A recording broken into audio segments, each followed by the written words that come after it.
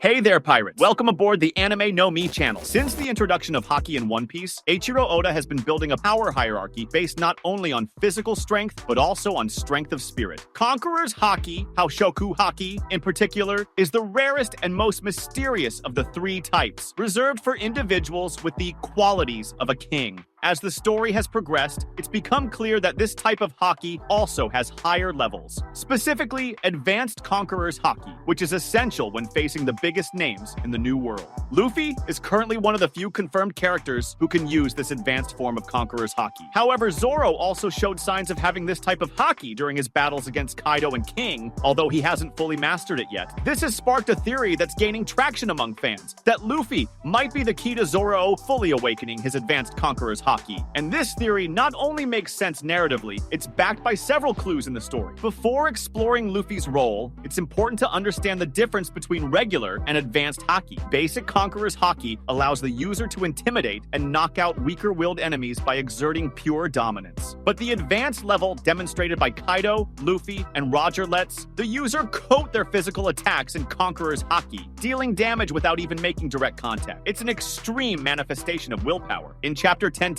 Luffy grasps this concept after witnessing Kaido use the technique. After awakening Gear 5 and deepening his connection with his fighting spirit, Luffy begins using this power instinctively. Zoro, meanwhile, also causes this kind of impact during his fight with King, though, without fully realizing what he's doing. King himself points out that Zoro is using Haoshoku Haki, and the visual effects on Zoro's swords support that. Zoro, having Conqueror's Haki, is no longer just speculation. It's confirmed. During the Wano arc, he visibly activates this power for the first time when using the sword Enma against Kaido. A dark aura with electric sparks appears around his blades, and Kaido recognizes it as the Haki of a king. Later, in his fight with King, Zoro uses an attack coded in Advanced Conqueror's Haki, though he doesn't seem fully aware of it. He mentions feeling that something changed, but still doesn't know how to control it. This opens up a huge opportunity for growth. Zoro has the talent, but not the mastery yet. That's a clear setup for future development, and the person best suited to help him is the one who already controls this ability, Monkey D. Luffy. Even though Luffy isn't a traditional mentor, he's played a vital role in his crew's development. The best example is the 2-year time skip, where every Straw Hat trained either inspired by Luffy or because of his influence. Zoro trained with Mihawk, but the motivation came from the crew's collapse after Marineford. Sanji, Robin, Chopper, and the others also grew stronger to keep up with their captain. In Wano, we saw Luffy learn Advanced Conqueror's Haki through practice by watching Kaido. That fits Luffy's character. He learns by doing, not through theory, and that's exactly why he can teach Zoro. Luffy passes on knowledge through action, battle, and spirit. And Zoro is exactly the kind of warrior who learns this way. He senses the energy, responds with intensity, and adapts in the heat of battle. Another strong point supporting this theory is the ideological similarity between Luffy and Zoro. Both have unbreakable wills, unwavering focus on their dreams, and a naturally dominant presence. Zoro has always been a loyal right-hand man, but also someone who exudes leadership. He was the first to kneel before Mihawk for a greater purpose. Zoro's presence alone is enough to intimidate many enemies. And as Rayleigh once said, Conqueror's Haki appears in people who refuse to be ruled. Even though Zoro is technically Luffy's subordinate, he's no servant. He follows Luffy out of respect, not submission. That kind of relationship between equals, between kings with different goals, is the very essence of Haoshoku Haki. So it makes perfect sense that Luffy's spirit would help awaken Zoro's own. We also have to consider the role of Enma. The sword, forged by Shimotsuki Kozaburo, draws out its user's Haki intensely, forcing them to finally control their energy flow.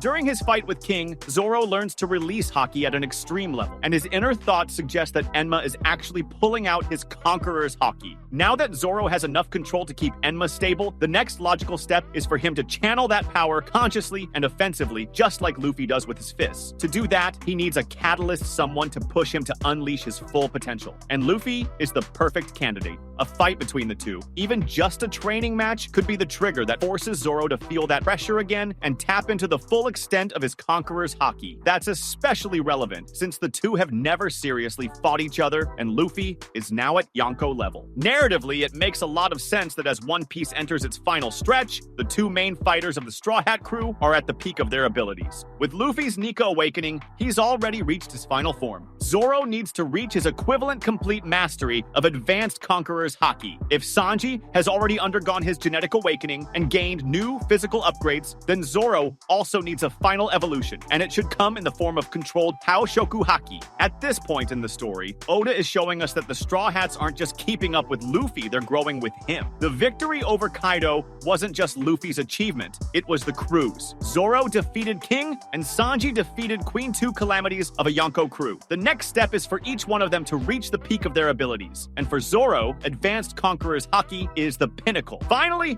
there are subtle and symbolic clues that point in this direction. In the SBS, the Q&A section of the volumes, Oda has already stated that Zoro has the aura of a king. In Strong World Z and other movies supervised by Oda, Zoro is portrayed as someone with leadership and a dominant presence. Even the visual design of the scenes where Zoro uses Conqueror's Haki resembles the way Luffy uses his. In Wano, Zoro says, "I need to learn how to control this now," indicating that he understands it's his next step. Zoro has already shown he possesses Conqueror's Haki, something confirmed during the Wano arc, and it's no surprise to anyone that he's among the characters with the greatest potential in the series. His sword-based fighting style demands an even more refined use of Haki. That's why Luffy's help, who already masters Advanced Conqueror's Haki, would be crucial for Zoro to take the next step, to consistently and precisely infuse his swords with that kind of Haki. The key point here is understanding that Advanced Conqueror's Haki isn't just about raw strength, it's about imposing one's absolute will on the world around them.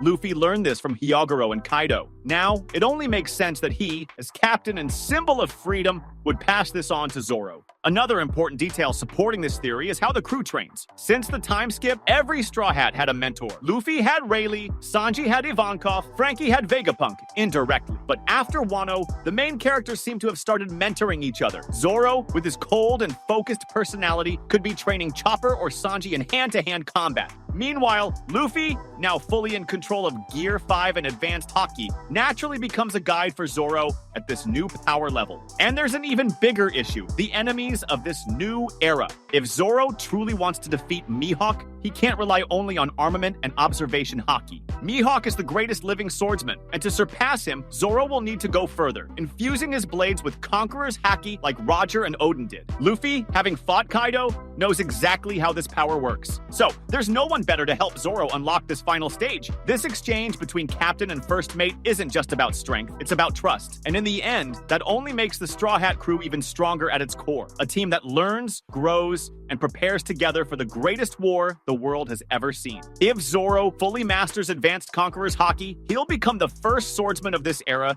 to achieve what legends like Roger and Odin once did. And more than that, he'll prove he's worthy of becoming the world's greatest swordsman. Not just through strength, but through an unbreakable will, something Luffy saw in him since episode 1. That was today's content. We hope you liked it and want to share your opinion on the subject. Don't forget to share the video, give it a thumbs up, and I'll see you in the next video. Take care and stay amazing.